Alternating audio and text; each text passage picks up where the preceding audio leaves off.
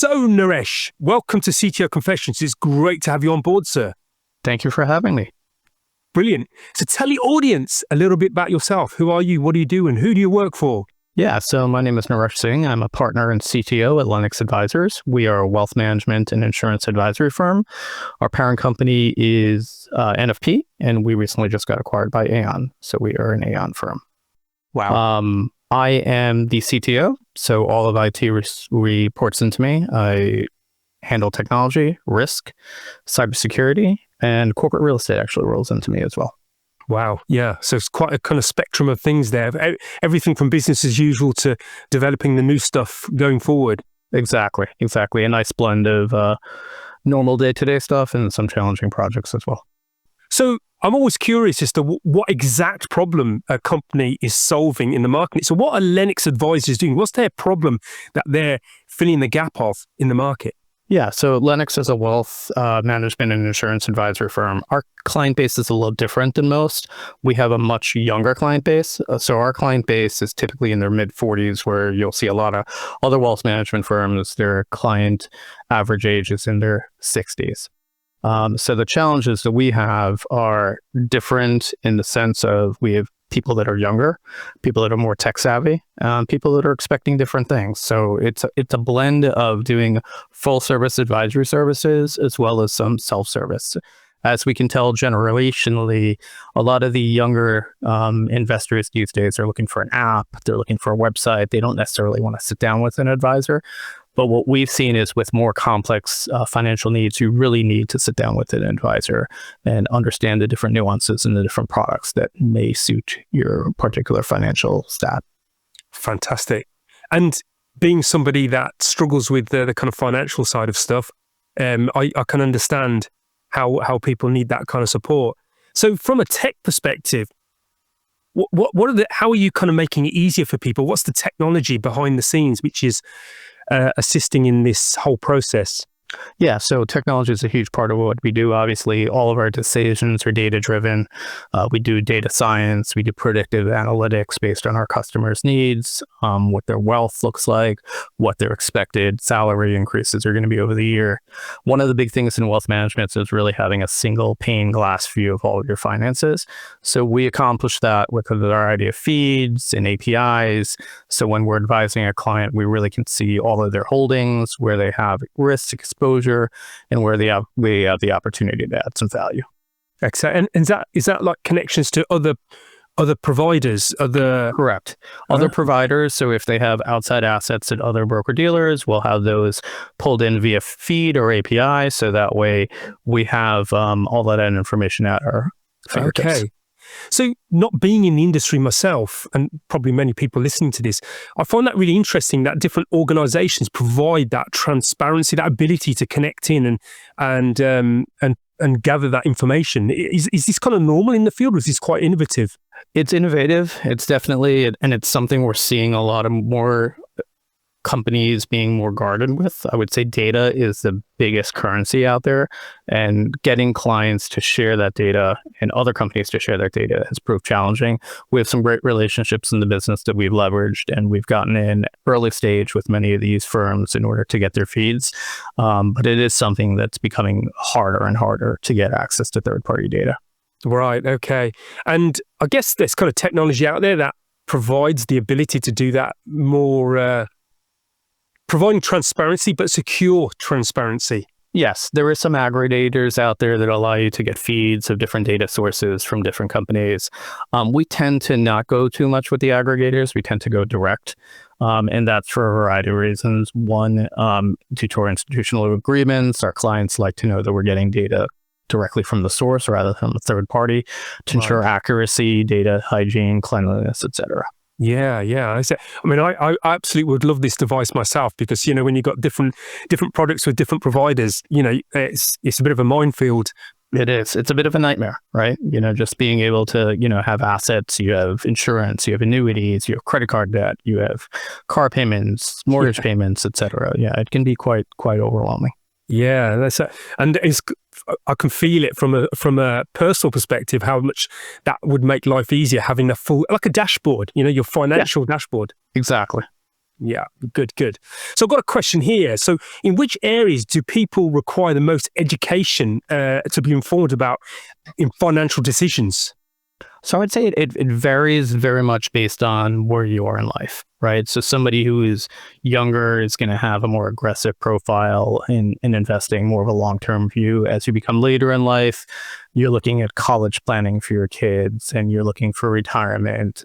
Even later stages in life, you're looking at estate planning. You're looking Right. at tax-free income in your retirement. So it really varies based on what your life stage is, and having the different tool sets allows us to cater our financial services to each individual client profile. Good, good, good. Here in the UK, we have, I think financial advisors has to ask you about your kind of risk profile, you know? Yes. Is that something the same over there across That the is pond? very much the same thing in the United States, and even more so, there was a recent bill that was passed called Reg BI, Regulation Best Interest, which requires advisors to give clients various options and act in the best interests of the client as opposed to what may pay the advisor the largest commission. So that's been a very large shift in the industry, and it also requires a lot more documentation and paperwork in terms of the client advising process. You advise a client on this many products, and based on the client's risk profile and based on what they were looking to do, this was the best recommendation. So Yeah. it has changed quite a bit for the better, but it does require some work up front on the advisor. Right. Okay. And what are the fundamental components of a strong technology core that simplifies this financial decision making? Yeah, so like we talked about before, it's really about the data and the feeds. We Yeah. actually developed a proprietary in-house CRM system that works around our business process, developed in-house, and we recently made it commercially available. In the last year, we spun it out into a new firm, and we're actually selling it to other wealth management firms as well. Wow. And it's really catered around the business flow. So in terms of intake and needs assessments and analysis and marketing, the entire life cycle of the business. A lot of it is around servicing. And if premiums are late, it'll automatically send emails, not from the carrier, but from the advisor, and say, hey, listen, I noticed your premium with X company is a little late. We want to make sure it doesn't lapse, make sure you pay it. So it's really catered around the way that we do business. It's kind of our secret sauce. Yeah, yes, that's quite interesting. It's I love this idea of this holistic view all the way from, and so does it all go back to even people that potentially aren't on board yet? So this is kind of Yeah, we call them prospects. So they would be in the system as a prospect. We would track all of our reach outs, any conversations we've had with them. We would classify them as, what kind of potential client they would be. And we just kind of keep track of all of the reach outs and marketing and what areas of interest we spoke with them about. So it's full life cycle. Yeah, yeah. And I can imagine that with the advent of recent technology advances around, machine learning, people refer to it as AI. Is that something that you're incorporating into your space? Yes, a huge amount of data science we're using with all the data that we have in terms of predictive analytics based on what we're seeing other clients in similar age brackets and income brackets doing. And we can look for gaps, and we can say, hey, based on your age and your net worth, we think an annuity would probably be the next best platform for you to buy into. Some more whole life. So we're using a lot of that around what is our ideal client profile and what somebody needs at various stages in life. Okay. And what, just out of curiosity, because I've worked on AI very early on. I did it at university, and I was interested in how you train this stuff up, because obviously the data that you kind of push into it, it's all about the data at the end of the day. Yes. But also the kind of outcomes aren't deterministic. They're whatever the system has decided is going to be. How do you make sure that it's operating correctly? Because as we're updating this stuff and retraining it, its nuances are changing as well. Yeah. So two things. Obviously, clean data is the most important thing. So garbage in, garbage out is what they always say, right? So it's all about data hygiene. We are relentless in our data being accurate and clear. And then obviously all of the outcomes that the data science engine will produce are viewed by an advisor with eyes to make sure that the recommendations are in line with what we would expect them to be before they're ever presented. So humans are involved in the process, even though the heavy lifting of the analysis of the data is done by data science.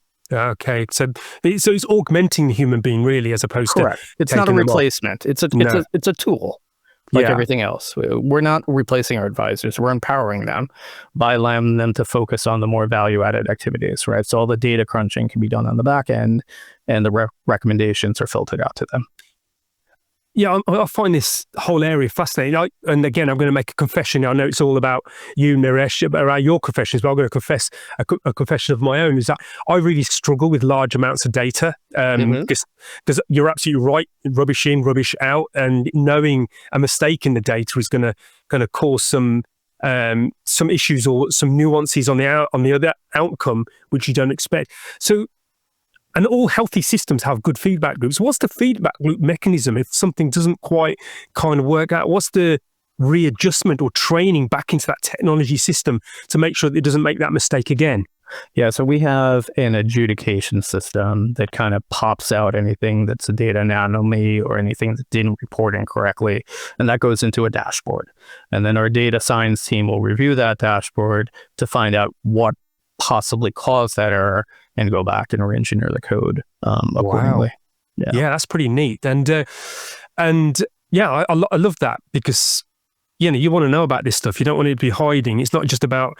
It's not a black box. Yes. Right. Yeah. You want to understand what's going on behind the curtains. Yeah. Good.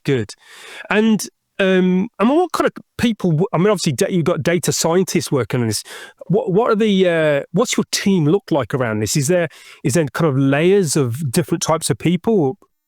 Yeah, there are different types of people. We do. So my team is a traditional IT team. We have desktop support, network support, engineering, cyber, all of that stuff. And then we also have a data science team that reports into me and one other executive as well too, that's really focused on the data science, the CRM, and driving outcomes with the business. Yes, right. Okay. And in an ever-changing world, obviously the technology is changing, but also people are changing. So the outcomes that they want. You mentioned earlier on, people have got different profiles. There's certain ages, certain statuses, certain situations in their life journey, which will mean that their advice that they need are different. Has that changed much over time? I know that maybe over the last, 10, 15 years. Yeah, it's definitely changing. We're seeing a shift as we look at generational wealth. We're looking at a shift in the younger generation with wanting to have an advisor. Right. A lot of the younger generation is all about the self-service. They want an app, they want a website, right. They want to be able to do things on their time. They want to sit down with an advisor and have a half an hour Zoom call. But what we're looking to do is do hybrid models with that, where some of the products that we have are self-serviced, but others need an advisor to get in. And that's what we're seeing. We're seeing like someone does not want to continue because you're my father's advisor. You're an older guy. You don't know what I want or what I need. And what we're also seeing is we're seeing advisor teams where we have a more senior advisor pairing with a more younger advisor that's taking over their business as they look to retire or move out of the business. So that way we're keeping in sync. It's very important for us to be in sync with our clients, and that is across the board in terms of male, female, gender, ethnicity. We want to be as close to our clients as possible and represent what they represent. Wow. Okay. And any other feedback loops into your system, like the kind of the wider, I guess, news system or trends in the wider kind of community? Are they being fed into your? No. So like we said, we're very structured around our data, and we don't have a lot of third-party stuff coming in other than trusted carrier data. So it's really closed in that way because, again, we want to control our data as much as possible. Absolutely. I can see the common sense in that. Yep. So coming back to you, Naresh, as a leader, a tech leader, what's your journey been like till this point here? Yeah, so I've had a non-traditional tech journey. So in college, I actually studied liberal arts, even though I had a minor in computer science. I originally planned on being an attorney. Ooh. I took a year off after finishing university to pay some loans, and I ended up getting a job doing tech support at a Wall Street firm. I had a friend that was there, and I got in doing trade floor support. Really liked it. Went up from trade floor support into senior technical support, eventually into email engineering, and then into the management track, and haven't looked back since. Wow. So I've had a very non-traditional role, but I think you'll see very often there are a bunch of CTOs, and sometimes the best CTOs are the ones that come in from non-traditional paths. Yes, absolutely. They've experienced, and this is played out exactly as you described, with people that have not intended to go into a particular field, but they've kind of meandered. They had this beautiful adventure in different areas and cut their teeth on a number of different other things things as well. Exactly. Yeah, they bring a different set of experiences to the practice. And one of the other things too is a lot of tech leaders have not the best communication skills.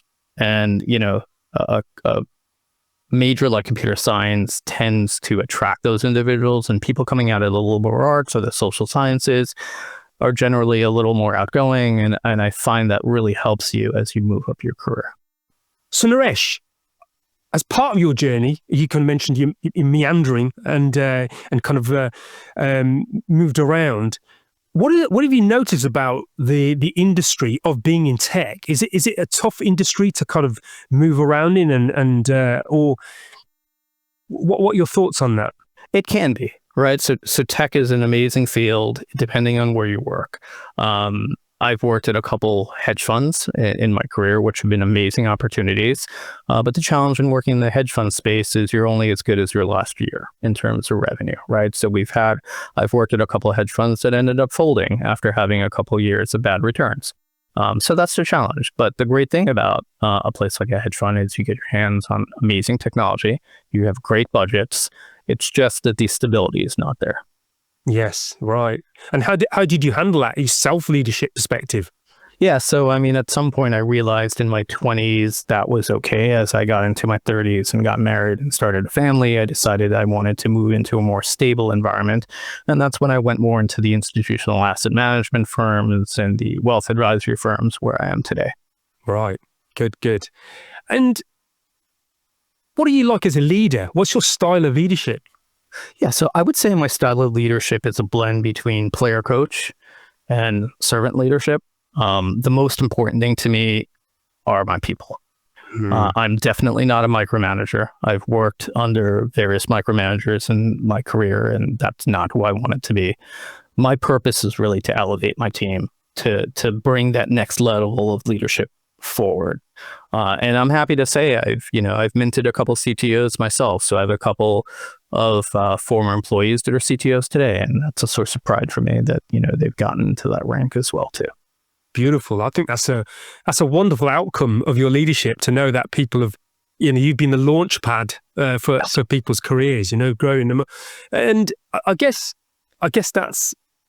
is that something that you've always had in the back of your mind? That's what you wanted. Was you very intentional in that, or is this something that you've just kind of developed throughout your career? It's interesting because I come from a line of educators. And so my dad was a teacher. I have uncles and aunts that are teachers. And I think that is where it comes from, that ability to want to transfer knowledge and teach and bring up the next generation.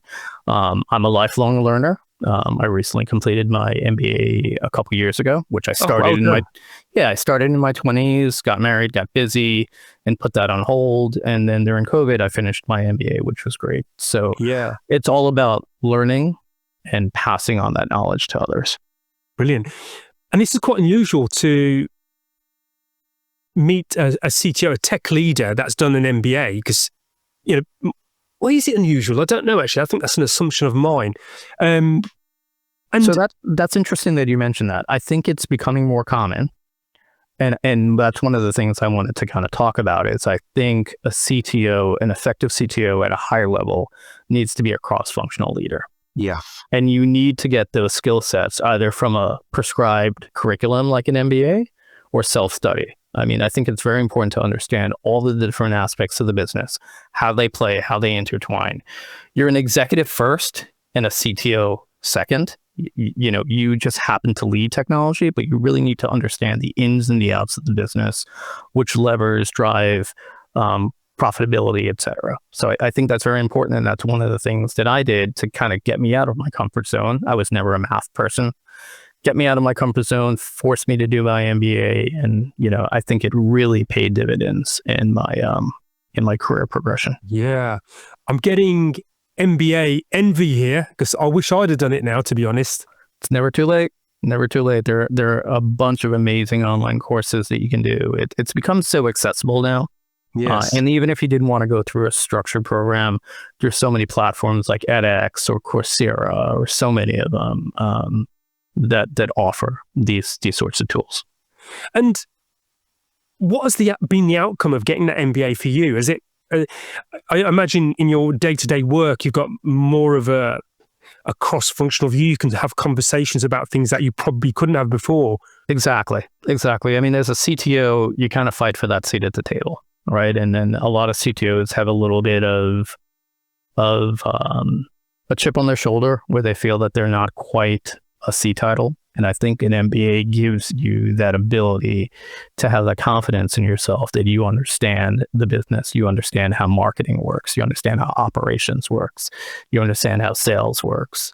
And it gives you the vocabulary and the knowledge. You can read a 10K, you can read a balance statement, you can speak intelligently about those things. Yes. And I think that's very important for a high-performing CTO. 100%. I think, that's a really good take, actually. I find it interesting you say that sometimes they find it hard to get a seat at the table, because I'd see them as really important leaders in organizations. In fact, offline and many times before, I've mentioned that all companies are basically intertwined into the digital world, a business world, and therefore all companies are tech companies of some sort with a slight specialization. So for me, tech leaders are driving businesses in the direction they need to go, because a CTO effectively can make or break an organization. Yeah, that is true. But as a CTO, I will tell you that it's been a long road for the CTO profession to get that level of recognition. Right. Even if you go to many large corporation websites and you look at their executive team, a lot of times the CTO will not be on there. Wow. You'll see the CEO, the COO, the CFO, but sometimes the CTO is not there. Right. Okay. And that's not just because they don't want the limelight. It's because they're not kind of included in that. In some cases, yes. And that's something that I fought at other firms when, we were doing website refreshes. And even before I became a CTO, it's like, why is every other chief executive there except the CTO? And they're like, never really thought about that. All right. And they included the CTO at that point.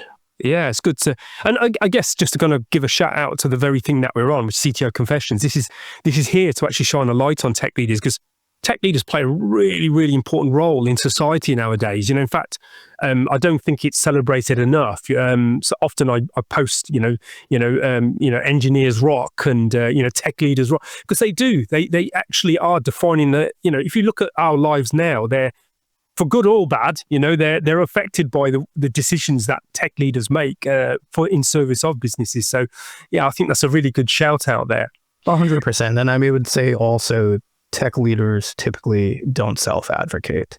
They're problem solvers. They want to fix problems. They want to fly under the radar. They just want to get work done. Yes. They're not about the self-promotion. And I think as tech leaders, that's something that we all need to work on, is understanding that we have to self-promote.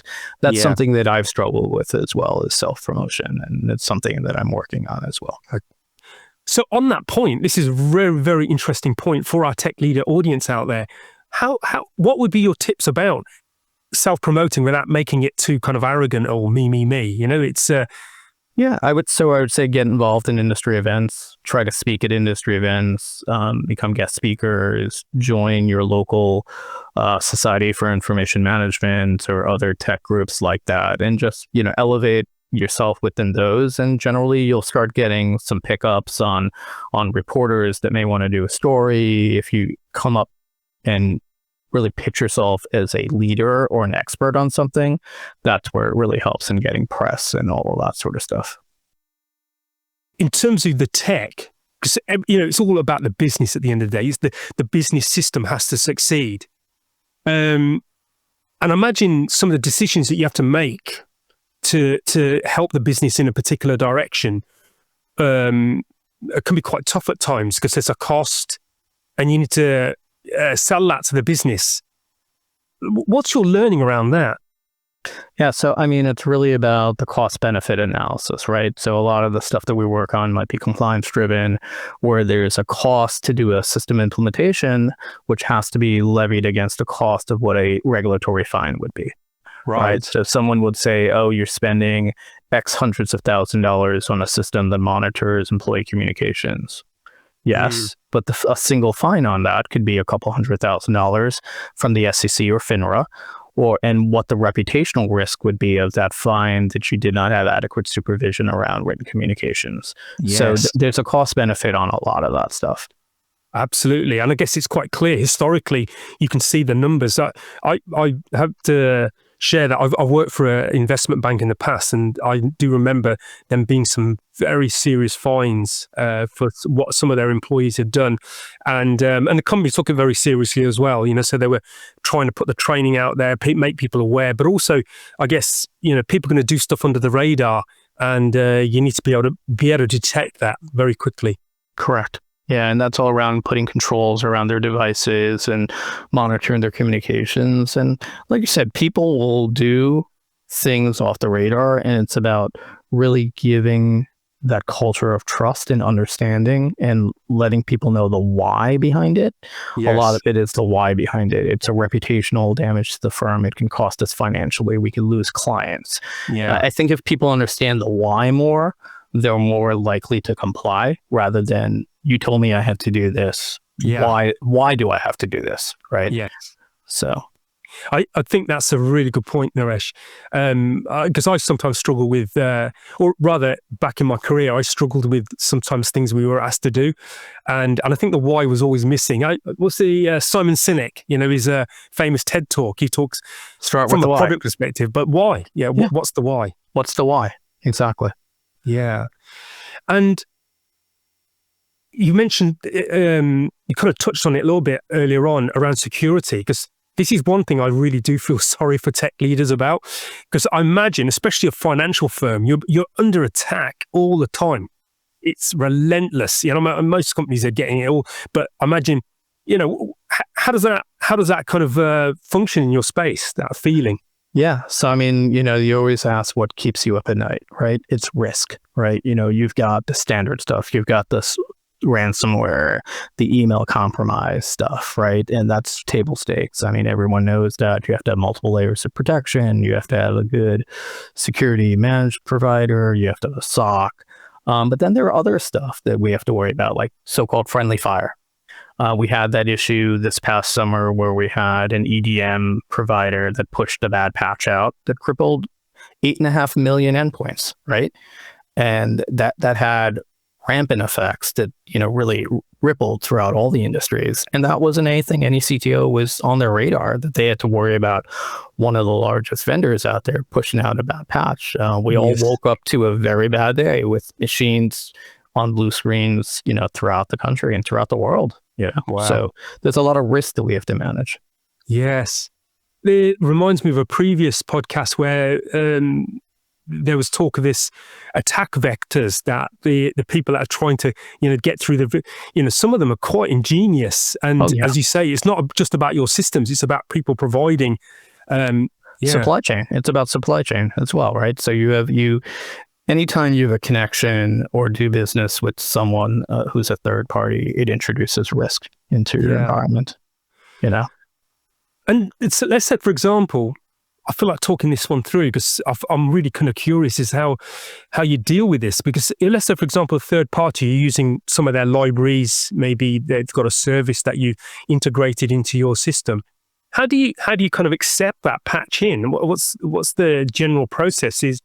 Or do you kind of like create another version of the end product to one side that's off production? So that's exactly what we do. It's a pre-prod environment.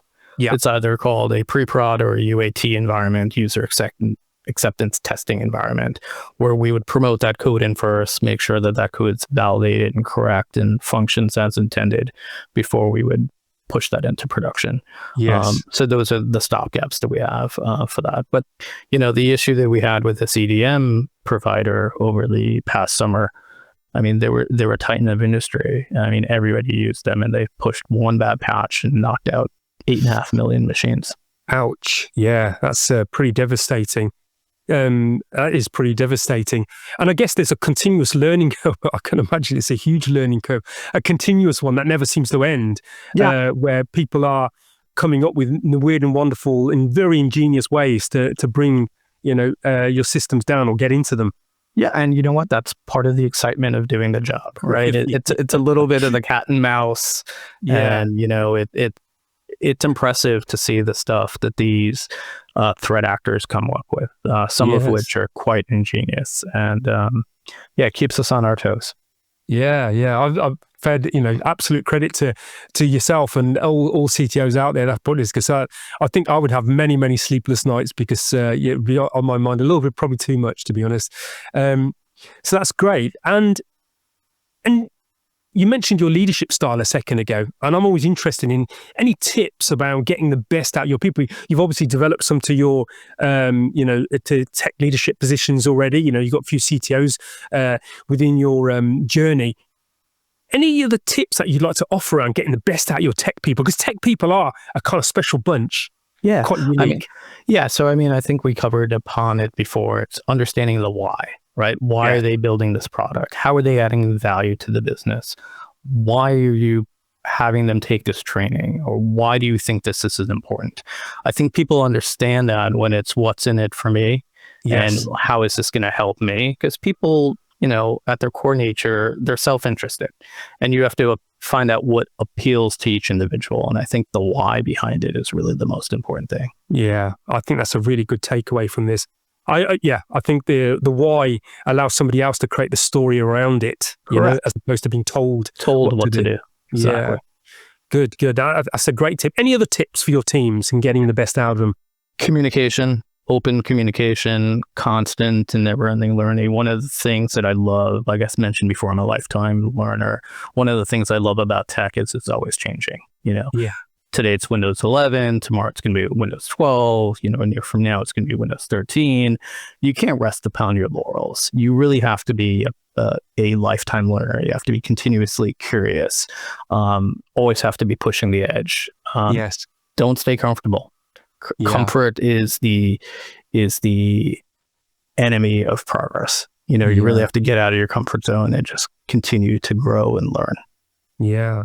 And as part of this ever-ending upgrade kind of cycle, things changing constantly, does it get easier? Are the systems making it easier for you, or is it always still the same challenge? I would say in some ways it gets easier, in other ways it gets more difficult. In some ways it gets easier, like some of the manual processes that you would have had to done in the past are easily automated today, right? But then with that automations comes risk, right? You have a situation where a bad build goes out and it brings down a system. You have issues around that. So some areas are definitely becoming easier, and then others become more challenging. And then you're managing more systems today. The number of systems that an average CTO is managing today keeps increasing. Yes, I can imagine. It's and this makes me think of the number of systems as you layer them up. There's kind of legacy systems as well, and that's a big challenge as well for people in tech. Is how do you manage that, and when do you bring it out of the system, or do you just keep it going? And that's the challenge, right? You have to figure that out, and that's something that we're seeing with our insurance carriers that we do business with. A lot of them have very antiquated mainframe systems, and the people that manage those systems are becoming older and they're retiring, and it's causing them to have to migrate these systems, but they don't have the technical knowledge on staff to do that. So it becomes a problem, and that's a challenge for lifecycle management. Every CTO should really be thinking about lifecycle management. What's the end of a system? What does it look like? When do we need to sunset it? At what point does the system become no longer viable on a daily basis? Yeah, it reminds me of my days of project management where, you know, I guess a system that's been introduced into an organization is still in the plan. It still has, as you say, the life cycle going on, and the plan has to have, at what point do we kind of bring this out of the ecosystem? Yeah. And I've heard stories around some of the banking code still running on, Fortran and COBOL. And COBOL, yes, 100%. They're not touching it. They're not touching it because there's nobody around that understands 100% how it works, right? So it's trying to keep it lights on until they can migrate it. Yeah, and this isn't an area you're working, but I mean, do you know whether they fix bugs on this stuff, or do they just kind of like literally keep like a ring fence around it, do not touch? They fix bugs. They don't do feature enhancements. Is what I've seen, because that's the problem that we've asked for various things to come out of that systems in terms of reporting, etc. And that's where they run into issues that they can't build upon it. They can keep it on, lights on, keep it running, patch bugs, but any sort of development on it is halted. Right. Yeah. Fascinating stuff. Honestly, I wish more people understood the world of technology and what really goes on underneath the surfaces. There's quite a bit, like, as you see the tip of the iceberg, but there's so much below the line that you don't see. There's so much below the line that you don't see. And this is one of the great things about being a host of a podcast like this, is I get to look under the covers of things that I really had no idea. I mean, I think I'm quite tech-minded, but I'm thinking I didn't even know that was happening down there. So, kudos to you all. So, as we come towards the kind of closing arc, I want to ask you some nice warm questions, Naresh. I think we've talked about, career and what have you. Any tips that you'd like to offer to tech leaders out there, other than what you've already said, around what would help them to tech leaders? In particular, some of the CTOs that you've brought up to speed and got them on their career. Yeah, so I would say, build relationships. It's beyond everything that we do, it's a relationship business, right? So the most important that you can do in this executive, be it CTO or anything, is build relationships with people. People like to work with people that they get along with. Yeah. So build those relationships. Focus on that. Get out of your comfort zone. Do things that may not be comfortable to you. Like I mentioned before, math wasn't my favorite subject, but I forced myself to do my MBA. Got out of my comfort zone. Fail fast and regroup. You learn more from your failures than you do from your successes, right? So fail fast and then regroup. One of the other things I would say is CTOs have a problem saying no. They always want to say yes to everything because they want to show that they can add value. You have to understand that if it doesn't align with your goals, you have to say no. And say no with a reason. You just don't say no, say this doesn't work because, and give them an answer, because communication is key, right? You need to understand why. They don't want to say, hey, Naresh always says no to everything we say to him. There's a reason behind that, because it's not part of the plan for the organization, and it may be important to you, but it may not be important to the long-term strategy of the firm. Yes. And then always deliver value. That's the way that CTOs strive, is by delivering value, right? Yeah. So it's all about delivering value. Yeah. So it kind of reminds me of the saying, failure to not launch. And I guess that's kind of around that idea of saying no. We always want to say yes, and we kind of go for it. And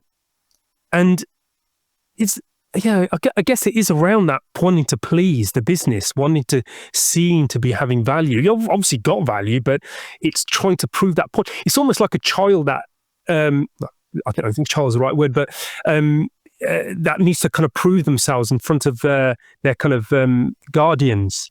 100%, exactly. And that goes back to what we talked about before, is CTOs feeling that they are a full part of the executive team. Yeah. And they have earned that C-level title. And not having to constantly prove themselves by saying yes. It's okay to say no. How many times do you go to the CFO and the CFO says no? Quite a bit. The CFO's default answer is always no. So I think as CTOs, we have to learn that no is not a bad word. We just have to learn to use it judiciously. Yeah, that's a great example. That's proper made me chuckle inside. Because you're right, CFOs, maybe we need to hang around with CFOs a little bit more to learn that art of saying no. Yeah, Maybe and yeah, no, nicely. totally. I mean, there's so much that we can learn from the other C levels, and like we Yeah. talked about before, it's a relationship business. I have a great relationship with every member of my executive team. These are people that I've worked with for over a decade. I love them. In and out of the office, we hang out. It's a great place to work, and we have a great team. Yeah. I've mentioned it before many a times. I have a mantra, actually, Naresh, and that, you've mentioned this, is that my mantra is of relationship first. Whenever I go into anything, whenever I'm leading, whenever I'm even networking, it's just relationship first. It's not about what I want. It's around creating this bond between people. Exactly. Yeah. And I guess this is, you mentioned quite a few things here that aren't just good inputs and learnings for tech leaders. It's also good for business people to kind of hear some of the stuff that you mentioned here, relationships, having tech leaders at the table. Because, if you kind of unlock that space to be more transparent, being able to air its opinion and its wisdom for where it's coming from, because it's just another perspective, it's more information in the space. The company as a whole and the leadership team as a whole will thrive for it. 100%. Yes, we all have our unique abilities and our unique talents that we bring to the team, and CTOs have a very interesting perspective on that because they see under the covers, like you mentioned before, right? We see under the covers and we understand a lot more, and we just need to be more comfortable in communicating that and building those relationships with the business. Hear to that. Hear. And any books that you've read or any kind of documentaries or events that have been instrumental in your journey to this point here that you'd like to share? Yeah, I mean, it's going to come to no surprise. I mean, we kind of talked about one before. It's Why by Simon Sinek. Yeah.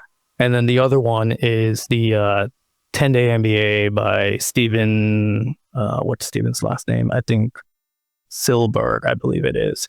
And that's for somebody who's not really looking to do a full-on MBA and they're just looking for a crash course. I think that 10-Day MBA book is a great book as well. Yeah, I think that's great. In fact, I've been speaking to some private equity operators, and one of the things that they suggested I do is do what they call it, finance for non-executives, where you learn about some of the stuff that they talk about. So you get a kind of common language and concepts that you can gravitate around. Yeah, that's a great, there's also another book whose author escapes me right now, but it's like Finance for Non-Financial Managers. And it's also a great book too that gives you that kind of baseline knowledge of financial modeling and finances and reading balance sheets, etc. Brilliant. I'm gonna tap you for the references after this podcast. So hopefully we'll share that in the webpage for the podcast as well. Because the reason why I say that is I think it's really important that tech leaders do increase their acumen around business more so than their ideas. So this is a great opportunity to bring that to the fore.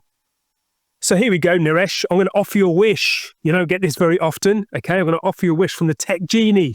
What would you wish for your leadership, for your team, for your business? All right, so I've got a very non-traditional type wish. It's not currently aligned with the vertical I am in. So I would like a biomedical implant or wearable that could diagnose and treat illnesses in real time. I lost both of my parents at an early age, and, longevity is important for me to be around for my wife, my kids, my family.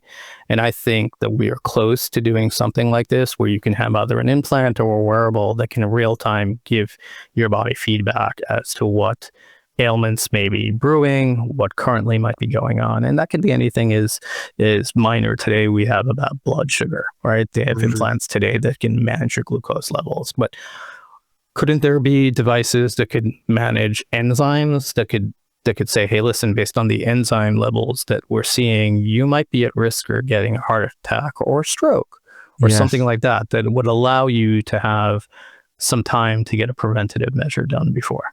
Yeah, I think that's a wonderful wish. Do you know what? I'm going to make that come true. Okay, There you go. I'm going to make There that you come go. true. There you So go. hopefully, some tech leaders out there listening to this will hear my wish, or our wish, your Our wish, wish. and Yes. make it come true. Because I think you're absolutely right. Again, feedback loops make healthy systems, and I think that's a beautiful one to see those markers. If they're kind of slightly out of what we would consider to be norms, and particularly over time as well. So there's a time dimension. Over Yes. time, they might be changing. In fact, Yes. they will change. Being somebody who's 55 this year, I'm feeling some of my health markers shifting as well. We all are, right? And that's the thing. It's all about data. And if you can collect that data in real time and allow the individual to make decisions based on that, that's all we're Yeah, looking for. that's right. In fact, I did use one of those blood sugar level, you kind of put onto your Like a little patch. patch. And Yeah. I found it was fascinating because when you would eat something, you'd see the impact that was having on your body. I didn't go kind of full on analytic about it, but it was Right. an interesting feedback loop. Was like, oh, that's what that does. And then a different food that does that. And then there's the combination of foods as well, Right. So as you say, if there were other markers, the kind of main markers within your body and how they're shifting with it as well, it just kind of informs, doesn't it? Yeah. And I'm sure that guided some of the food choices you made. Yeah. Right. Yes. Yeah. So, Probably not enough. listen, Enough, but we're all human, right? You got to live. Yeah, that's right. It has to be a life worth living, right? So Yeah, absolutely. you have to have some fun as well too. Yeah, that's great. So, I look forward to that wish coming true because I'll be one of those to put that device on me and being used as soon as possible. So that's great. So, as we come to the final full stop of our time together, unfortunately, Naresh, what's your final key takeaway that you'd like to leave as a gift for our tech leader audience out there? Yeah, I mean, I think we talked about them throughout. We weaved it through the conversations about the relationships, the cross-functional leadership, delivering value, and focusing on your people. Yeah, I think those are the key things that have led to my success thus far. Brilliant. It's great having you on, Naresh. Thank you for being on CTO Confessions. Thank you so much.